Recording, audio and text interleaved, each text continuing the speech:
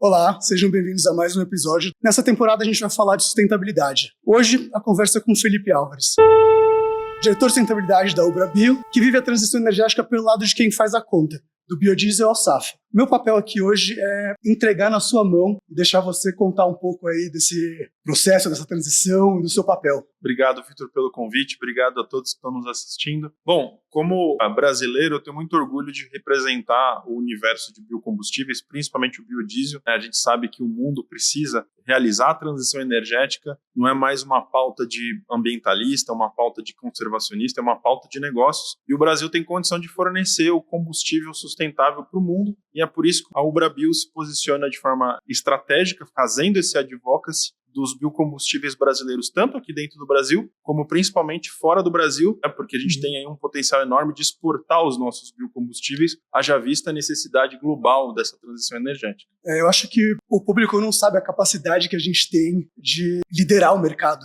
Realmente, o potencial do Brasil é gigante. Não, sem dúvida, Vitor. Uma vez eu estava participando de um evento nos Estados Unidos, conversando com pessoas do universo, e nos bastidores eles falam, ninguém segura o Brasil. O Brasil não tem como ser, não existe competição contra os biocombustíveis brasileiros. E é óbvio que esse contexto gera uma série de medidas protecionistas dos Estados Unidos, da Europa, que são legítimas, faz parte do jogo, ninguém vai deixar ser atropelado, mas o Brasil precisa tomar, na minha visão, tomar mais a rédea desse processo. Nós podemos ser mais efetivos, ser mais propositivos nessas agendas, principalmente nas agendas globais, porque afinal de contas, é dinheiro que está na mesa. Muito dinheiro que está na mesa. É muito dinheiro. E eu acho que você falou um ponto certo aí. É deixar o negócio conduzir. Então, não só a sustentabilidade que a gente precisa implementar para o estado global e para o planeta, mas é um benefício financeiro. Então, uma empresa que lidera isso sai na frente de todo mundo. Não, sem dúvida. Eu gosto muito de... Óbvio que a pauta de propósito ela é fundamental. Não existe lucro se não tiver planeta. Não existe negócio se não tiver planeta. Mas quando a gente fala de sustentabilidade, a gente tem que lembrar que existe a sustentabilidade financeira também.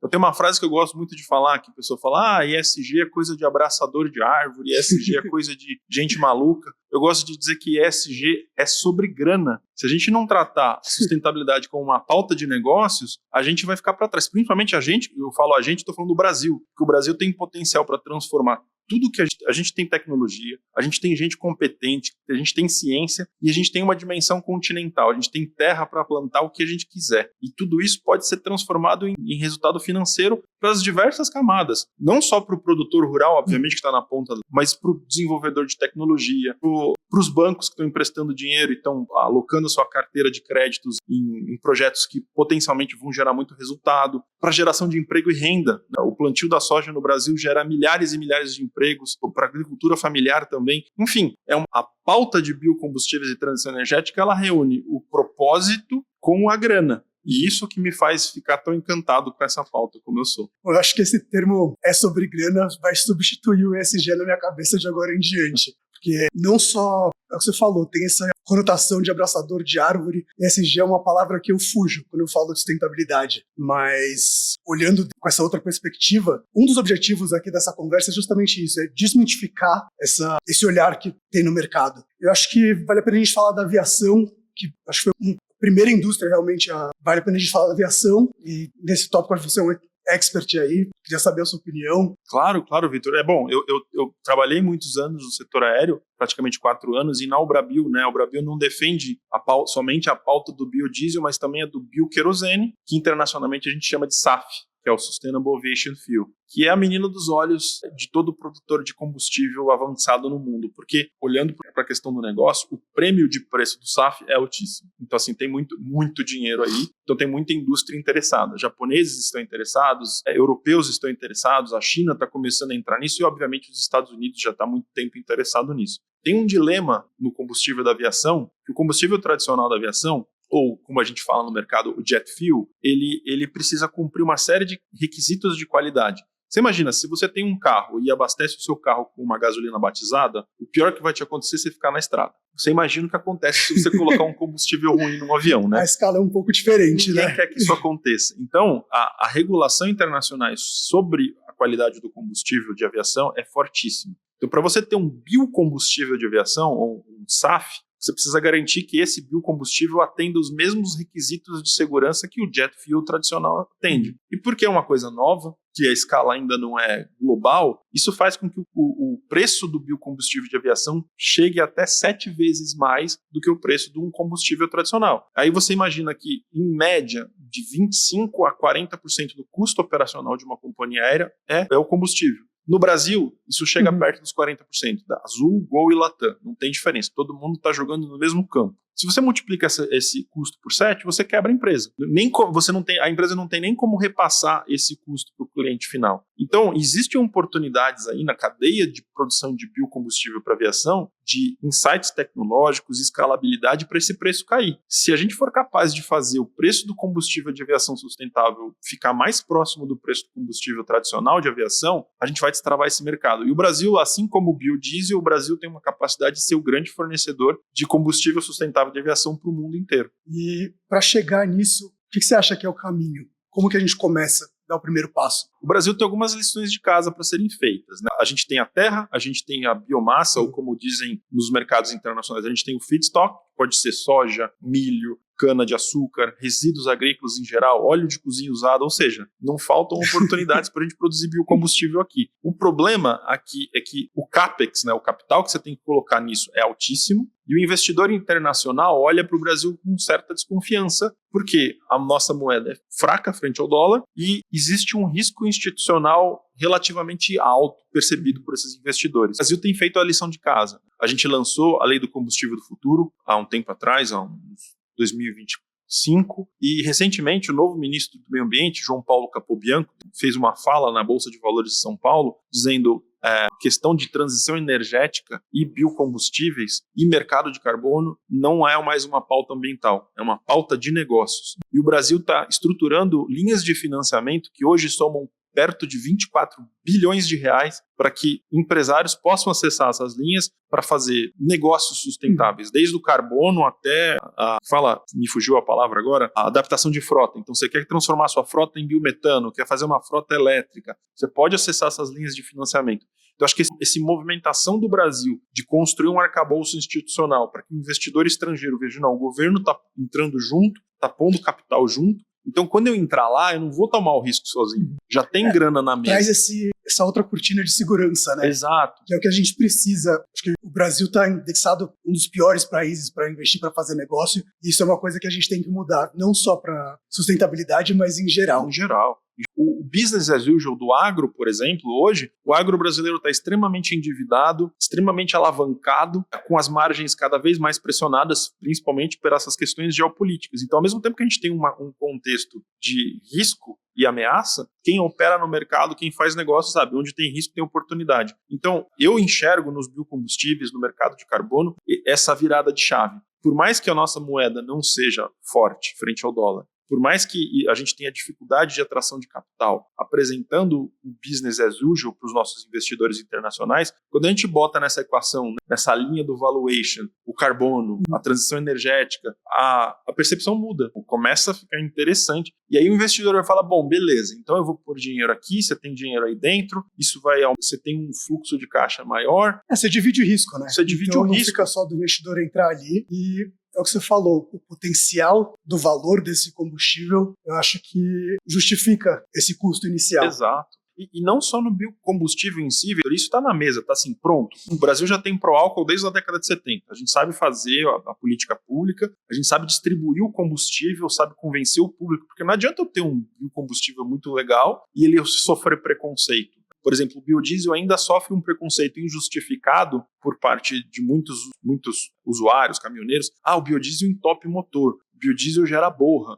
É uma percepção equivocada, porque o que gera entope motor e gera borra é a umidade no tanque. E se você põe o diesel num posto de gasolina, num posto no meio da estrada, num estado lá no meio aqui no interior de São Paulo, no interior de Goiás, algum lugar em que esse posto de gasolina ou esse posto de abastecimento não cuida bem do próprio diesel, a própria mistura entre diesel e biodiesel já vai gerar essa umidade que vai gerar um entupimento. Existem empresas, Volvo, Marco Polo, usando biodiesel 100% em algumas frotas teste e zero problema. Ou seja, o problema não é o combustível em si, é a forma como o Brasil ainda estrutura os seus sistemas de distribuição e armazenamento. Ou seja, tem lição de casa para o brasileiro fazer, mas a perspectiva de receita que os biocombustíveis trazem para a mesa justifica o investimento de adaptação, na nossa opinião. Exatamente esse é o ponto. Acho que ter aí a indústria liderando o mercado, não esperar a legislação chegar e falar agora tem que ser biodiesel. Quando chegar nesse ponto, a conta não fecha. E tem uma coisa legal, Vitor, tanto para o biodiesel quanto para o biometano, que são... O biodiesel não tem que se fazer nada, você só põe no tanque e acabou. O biometano, você eventualmente ainda teria que fazer alguma adaptação de motor, e aí tem aquela questão do financiamento que eu falei, tem dinheiro na mesa para ser capturado, mas tanto o biodiesel quanto o biometano, dependendo do tamanho do negócio em que ele está inserido, o próprio produtor rural, o próprio industrial pode ser autoprodutor. Se você virar autoprodutor, primeira coisa que você ganha, você tem menos exposição à volatilidade de preço de combustível. A gente nunca sabe quando vai estourar um novo conflito no Oriente Médio. Segunda coisa que eu vejo que pode ser, dependendo do caso, muito bem capturada é, se eu sou autoprodutor, eu entro num regime de tributação diferente. Então eu estou menos exposto à volatilidade de câmbio, de preço, e ao mesmo tempo eu posso fazer uma engenharia de tributação mais interessante, ou seja, no final do dia eu vou reduzir custo, e se eu reduzo o custo, minha margem aumenta. Então é negócio, não Totalmente. É abraçar árvore, é grana na mesa. É o que você falou, acho que então, só para recapitular aqui, não só tem fundos com linhas de crédito para isso, você ainda tem incentivo fiscal na hora de fechar a conta. O que impede ainda nesse momento essa operação em escala? Eu acho que o que impedia está sendo destravado pelo próprio governo brasileiro. O que impedia era talvez